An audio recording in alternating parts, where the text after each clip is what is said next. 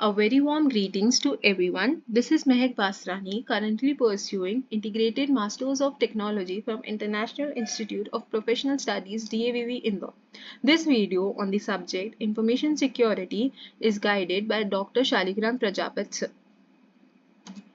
In this video, we are going to discuss the internal one solutions. Let's begin. The first question is explain Shannon ciphers. Shannon ciphers refers to a cryptographic system that uses one-time password encryption technique developed by Claude Shannon in 1940s. In this system, a message is encrypted by XORing it with a random key of the same length. The key is then used only once and never reused. Hence the name one-time pad, also one-time password. One of the key properties of one-time pad encryption technique is that it provides perfect security, also known as unconditional security. Perfect security is achieved only when the key is used in encryption is truly random and has the same length as the message and is used only once. The proof of perfect security for one-time pad encryption is based on the fact that the ciphertext has the same statistical properties as a truly random sequence. Let's move on to the next question. The second part of the first question states explain Kirchhoff's principle, also known as principle of open design, which is a principle in cryptography that states that the security of a cryptographic system should not depend on secrecy of the algorithm but rather the secrecy of the key. In other words, the secrecy of a cryptographic system should not rely solely on the strength of key, not on the obscurity of the algorithm. The modern interpretation of Kirchhoff's principle is that security of a cryptographic system should not depend on the secrecy of algorithm but rather on the secrecy of the key. Let's move on to the next question, which states distinguish with effective illustration threat, vulnerability, loss. What are the difference between security requirements of computer-based information systems and those of the manual clerks M? So we are going to see the first part of the question here in this slides, which is the difference between threat, vulnerability and loss. The first threat is which is a potential danger that could exploit a vulnerability and cause harm to a system or an organization. It can be intentional, such as hacker attempting to break into a network, or unintentional, such as natural disaster. Second, vulnerability is a weakness in a system or an organization that can be exploited a threat to cause harm. Vulnerabilities can rise from software flaws, human error, or lack of security measures. Third, loss refers to the harm or damage caused by the threat exploiting a vulnerability. Loss can be tangential, such as the theft of data or physical asset, or intangible, such as damage to reputation or loss of the customer. Let's see the second part of the question in the next slide. That is the security requirements of computer-based information system and manual-based systems using clerks and filing cabinets can differ. And here it is how they can differ. First, access control. Computer-based information system typically require more sophisticated access control mechanisms than manual systems. In computer-based system, access can be restricted to specific users based on their roles or levels of authorization. Second, data protection. Computer-based information systems typically require more robust data protection measures than manual systems. Data can be encrypted, backed up, stored off-site to protect against loss or theft. In contrast, manual systems may rely on physical security measures such as locked filing cabinets or safes. Third, audit trail. Computer-based information systems typically have more detailed audit than manual systems. An audit trail records every action taken on the system, including who accessed what data and when. This helps to detect and prevent unauthorized access or data breaches. Fourth, and the last one is data recovery. Computer-based information systems typically require more robust disaster recovery plans than manual systems. In the event of disaster, data can be restored from backups and systems can be brought back online quickly. Let's move on to the next question, which states such as recent malware analysis techniques. Malware analysis techniques are constantly evolving as attackers come with new ways to evade detection and security professionals develop new methods to detect and analyze malicious code. Here are some recent malware analysis techniques. First, dynamic analysis, which involves running the malware in a controlled environment such as virtual machine to observe its behavior. This can include monitoring network and system calls and file activity. Second, sandboxing, which involves running the malware into an isolated environment that is separate from the host operating system. This can provide a safer way to analyze malware without risking infection of the host system. The third one is code emulation, which involves creating a virtual environment that emulates the target system on which the malware is designed to run. This can help to detect malware that is specifically designed to evade analysis by detecting and avoiding virtual environments. Fourth, memory analysis, which involves analyzing the memory of a system or process to detect and analyze malware. And the last one, fifth one, is malware clustering. Malware clustering involves grouping of similar malware samples together based on common characteristics such as code structure or behavior. This can help to identify malware families and detect new variants of known malware. Let's move on to the next question, which is an interesting question based on a very famous algorithm. The question states, illustrate the public key implementation of Rietveld-Shamir algorithm, that is RSA, with P is equals to 7 and Q is equals to 8. So what we have given is P is equals to 7 and Q is equal to 11. For the first step, we need to calculate N, which is given by P into Q. When we do so, P, that is P into Q, that is 7 into 11 gives 77. The second step, we calculate phi N, that is given by P minus 1 multiplied by Q minus 1. On doing the calculations, we get 6 into 10, that is 60.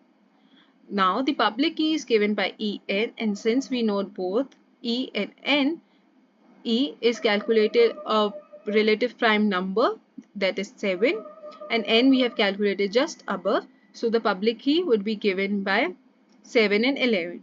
So, and therefore the ciphertext that is given by M to the power E mod N on calculation gives 37. That is, the ciphertext is 37. Moving on, the fourth step would be to calculate the private key, which is given by Dn. Also, d to the power e mod phi n is equals to 1. Therefore, on calculations, we get d is equals to 43. And hence, the private key given by d comma n is 43,77. And lastly, the last step, step 5, includes a ciphertext message is decrypted using the private key d comma n.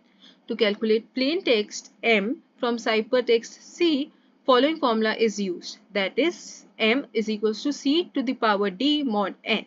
And on calculation, we get m is equals to 9. Therefore, we conclude that plain text is 9 and the ciphertext is 37.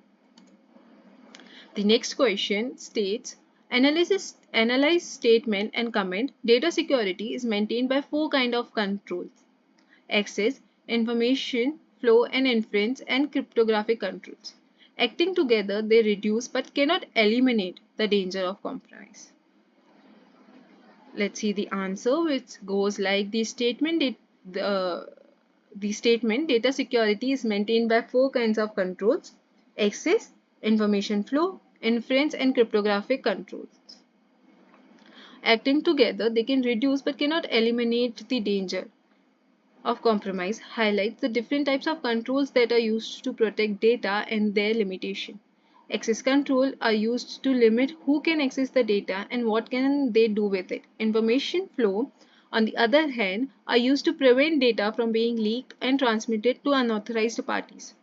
Inferences, on the other hand, controls are used to prevent the unauthorized detection of sensitive information from data. Cryptographic controls are used to protect data by encrypting it. While these controls can reduce the risk of data compromise, they cannot completely eliminate it. There is always a risk that the determined attacker may find a vulnerability in the controls or find a way to bypass them. Therefore, it is important to have multiple layers of control in place of a regularly review and update them to address new threats and vulnerabilities. In conclusion, the statement accurately summarizes the importance of various types of controls in the maintaining data security while also acknowledging their limitation.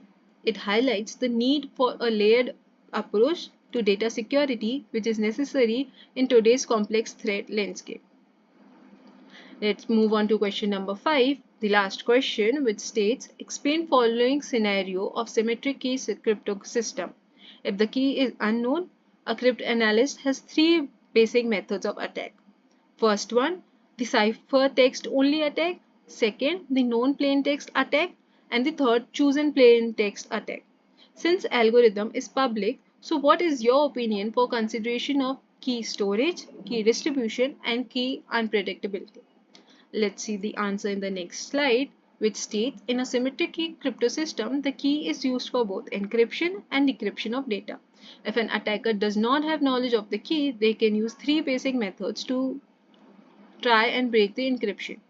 First, ciphertext only. This type of attack, the attacker only has access to the encrypted ciphertext and must analyze it in order to try and deduce the key. This type of attack is typically most difficult as the attacker has no additional information to work with. Second, known plain text. In a known plain text attack, the attacker has access to both the encrypted ciphertext and the corresponding plain text, and it can use the information to try to deduce the key. This type of attack can be effective if the attacker has enough known plain text and ciphertext pairs. And the third and the last one, chosen plain text attack. The attacker can choose the plain text that is encrypted and observe the resulting ciphertext. By doing this repeatedly with different plain text, the attacker can gather information that can be used to deduce the key. In order to maintain security of symmetric crypto system, it is important to consider key storage, key distribution, and key unpredictability. Firstly, the key storage. The key must be stored securely to prevent unauthorized access. This may involve using a secure storage medium. Second, the key distribution. The key distribution must be securely to all the parties that need to communicate using the crypto system. This may involve using a secure key exchange protocol such as Diffie-Hellman key exchange. And thirdly, lastly, the key unpredictability. The key must be unpredictable to ensure that it cannot be easily guessed or deduced by an attacker. This may involve using a high-quality random number generator to generate the key, or using key derivation function to generate the key from a shared secret. The second part of the last question asks, with reference to DevOps, what is professionals' role in security and trade-offs involved? In DevOps, professionals play a critical role in integrating security into a software development and deployment process. DevOps teams are responsible for delivering software at a faster pace, which can sometimes result in security being overlooked. Or here are some key aspects of professionals' role in security and the trade-offs involved. First, security testing. DevOps professionals are responsible for ensuring that the software is secure by conducting various types of security testing, including vulnerability assessments, penetration testing, and coding analysis. Second, risk assessment. DevOps professionals should also perform a risk assessment to determine the level of security needed for the application on the system. Third, security architecture. DevOps professionals should design and implement secure architecture for the software system. This involves identifying security requirements, selecting appropriate security controls. Fourth, security awareness.